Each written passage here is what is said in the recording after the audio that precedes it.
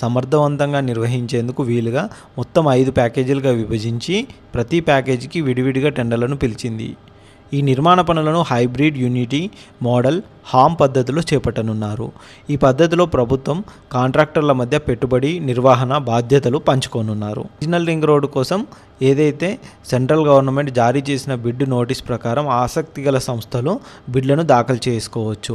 సాంకేతిక బిడ్లను అధికారులు తెరవనున్నారు. ప్రాజెక్టు మొత్తం అంచనా వ్యయాన్ని జీఎస్టీ మినహాయించి రూపాయలు 9,590.5 కోట్లుగా లెక్కించారు.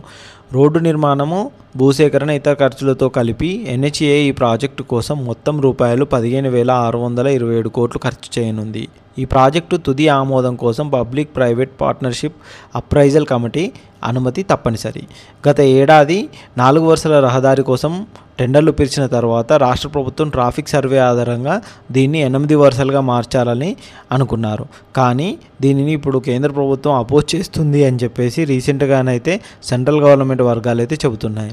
ఒకవేళ కనుక దాన్ని వద్దు అని అనుకుంటే ఇప్పుడు 6 వరుసల రహదారిగా విస్తరించాలని కేంద్రాన్ని అయితే అభ్యర్థించింది.